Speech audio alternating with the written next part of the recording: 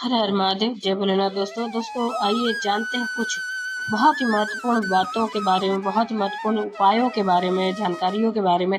पूज्य गुरुदेव के श्रीमुख से उन्हीं की कथा के दौरान जब वो बता रहे थे तो कुछ अंश को मैं यहाँ प्रस्तुत कर रही हूँ।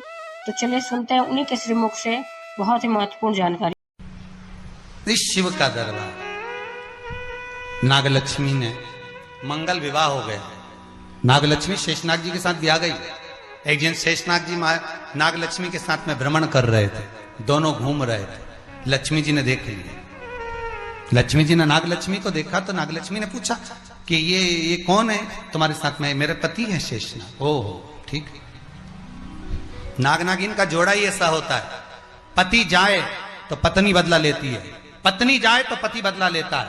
इसलिए हिंदू धर्म की रीति है, गाड़ी के नीचे हाथ में किसी भी रूप में अगर आपसे सर्प मरा है, सर्प की हत्या हुई है, या आपने किसी के द्वारा सर्प पकड़ाकर छुड़वा भी दिया है, तो निवेदन रहता है चांदी का एक नाग नागिन छोटा सा बनाकर, छोटा सा उसको शक्कर के कलश में रखकर बांधकर शिव मंदिर में रखकर आ जाइए। उसको दे दो शिव बाबा को कि अब हमारी तरफ से हमने हाजिरी लगा दी, हमसे दुख, हमसे गलती हुई, हम क्षमा चाहते हैं।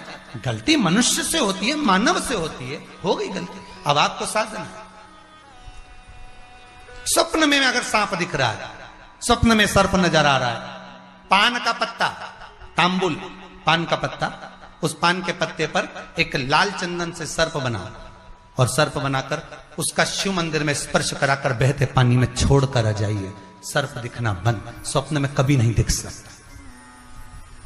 सर्प का घर में सर्प आ रहा है, आस्तिक मुनि का स्मरण करिए। 5 लौंग, एक नाग नागिन का जोड़ा छोटा सा,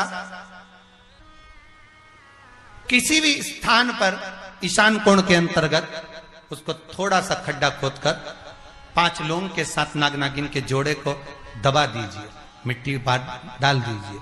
घर में जब नाग नागिन का जोड़ा आप दबाएं तब आस्तिक मुनि का नाम लेकर दबाएं,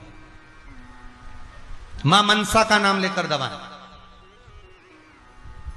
जो नागों की बहन है, उस मनसा देवी का स्मरण कर कर उसको डाल दी। आज भी हमारे यहाँ हिंदू धर्म नीति है, जब पहला कॉलम नए मकान का पहला कॉलम जब भराता है, उसमें तांबे के कलश में नाग नागिन रखकर, कमलगट्टा रखकर, अमरबेल रखकर, थोड़ी सी सरसों रखकर उसका पूजन कर कर पहले कॉलम के अंदर, जो पहला कॉलम भराएगा, गड्ढे का पहला जो सरिया रखाता है, कॉलम भराता है, वास्तु पूजन के हिसाब से उसमें रखा जाता है। और वो तो वो उसके रखने के बाद भी जब मकान का मुहूर्त होता है तो वास्तु पूजन में नाग नागिन का जोड़ा रखाता है, वो भी उस मकान में कहीं ईशान के अंतर्गत उसको दबाया जाता है।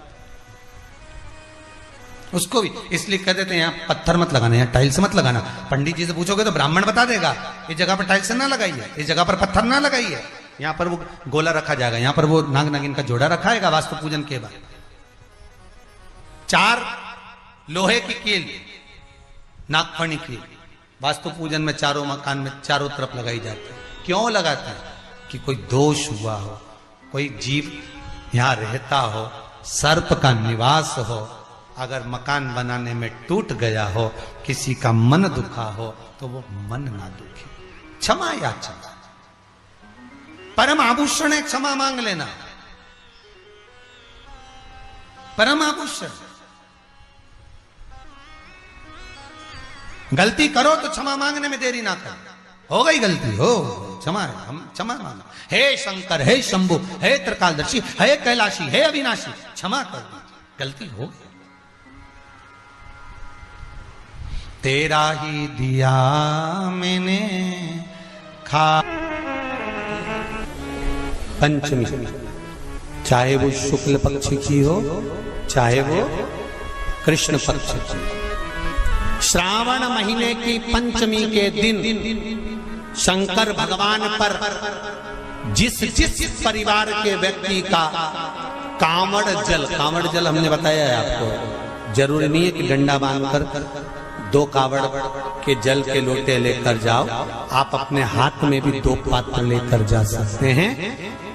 पंचमी तिथि के दिन हाथ में 2 लोटे जल के, 2 कलश जल के जब हम शंकर भगवान को चढ़ाते हैं तो ऊपर जो कमंडल होता है शिव जी के ऊपर जलधारी होती है, जिसमें जया, विषहरा, शामली, बारी, दौतली और देव, शंकर भगवान की 5 बेटियां जिसमें विराजमान होती हैं। जब हम जल समर्पित करते हैं, हमारे पीढ़ी में, परिवार में अगर कोई अधोगति में मर गया होता है, कुंवारी अवस्था में चले गया होता है, गर्भ में मर गया होता है, गर्भ के बाहर निकल कर भी अगर कुंवारी अवस्था में चले गया होता है, तो श्रावण महीने की दोनों पंचमी पर परिवार का अगर कोई एक व्यक्ति भी जल चढ़ा देता है शंकर भगवान पर, तो सर्प की योनि में नहीं पड़ता, जीव मुक्त हो जाता, प्रेत योनि में सर्प की योनि से मुक्त हो जाता।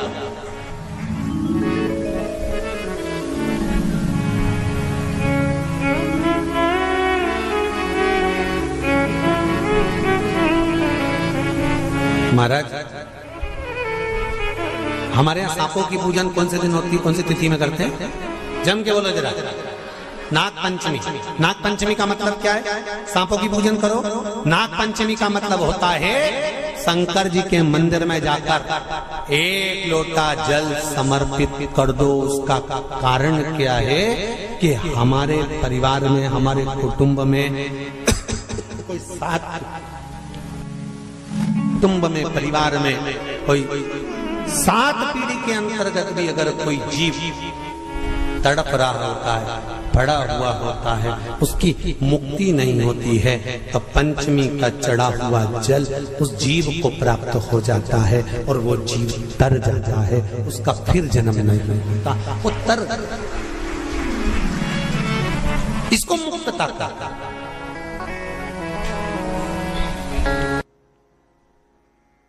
मिलकर जो करा जाता है उसका एक आनंद ही दूसरा होता है। एक अकेला दूध पदार्थ को अपन ग्रहण कर लो, प्रसन्न। तीसरे नंबर पर भगवान विष्णु,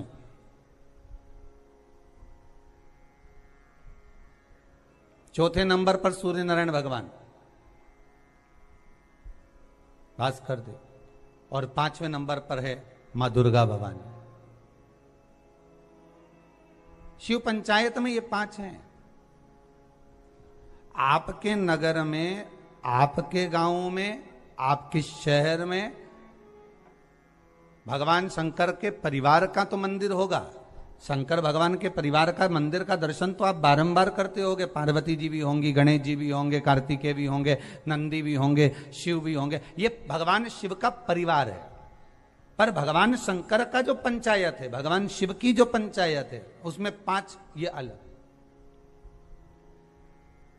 कभी आप लोग उज्जैन जाएं महाकाल की नगरी में, तो महाकाल की नगरी में जब पहुंचे तो बाबा से विनय कर कर जाना कि बाबा हम महाकाल की नगरी में आए, ऐसी कृपा कर दो कि हमको शिव पंचायत का दर्शन हो जाए। महाकाल उज्जैन में एक मंदिर में, बाबा महाकाल के एक मंदिर के एक आनंद में पंचायत भगवान की विराजमान है, उसका भी दर्शन। जैसे दूध का कर्म अलग है, दही का कर्म अलग है, घृत का कर्म अलग है, शक्कर का कर्म अलग है, शहद का कर्म अलग है, उसी तरह हमारे देवताओं को भी एक एक अलग अलग क्रम बांटा गया कि आपको ये संभालना है। आप इस इंद्री के देवता हो, आपको मन पर विराजमान होना है, कि आपको नेत्र पर विराजमान होना है, कि आपको कहां भुजा पर विराजमान होना है, हस्त कमल पर, आपको कर्ण पर विराजमान होना है। जैसे गौ माता का एक फोटो आप लोग बार बार देखते होंगे, जितने लोग आस्था चैनल पर कथा सुन रहे हैं, जितने आप मोबाइल पर सुन रहे हो, फेसबुक यूट्यूब पर कथा सुन रहे हो, आपने गौ माता का एक फोटो देखा होगा, चित्र देखा होगा कि गौ माता के शरीर में कहां कहां कौन कौन से देवता विराजमान है।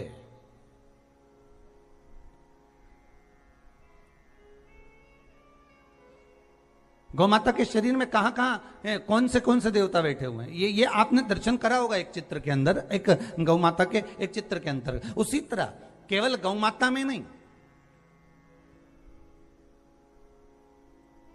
केवल एक अकेले गौ माता में नहीं, यहां तो शिव महापुराण की कथा कहती है, स्कंद पुराण कहती है, अग्नि पुराण कहती है, नारद पुराण कहती है कि भगवान ने जब मनुष्य को जन्म दिया, मनु और शत्रुपा का जब प्रकट हुआ, तो मनु शत्रुपा के उस संपूर्ण श्री विग्रह में एक एक इंद्रियों में एक एक स्थान पर स्वयं भगवान भी विराज। तो उम्मीद करते हैं जानकारी आपको अच्छी और उपयोगी लगी होगी। अगर अच्छी और उपयोगी लगी तो एक लाइक छोटा सा अवश्य करिए। आप पहली बार मेरे चैनल पे आए तो मेरे चैनल को सब्सक्राइब करिए, बेल नोटिफिकेशन अवश्य दबाइए, जिससे आने वाले वीडियो आपको समय से प्राप्त होते हैं। दोस्तों कोई भी प्रश्न या सुझाव कमेंट बॉक्स में लिख सकते हैं। फिर मिलते हैं दोस्तों एक नई जानकारी के साथ नए वीडियो में। तब तक के लिए जय भोलेनाथ, हर हर महादेव, श्री शिवाय नमस्तुभ्यम। धन्यवाद दोस्तों।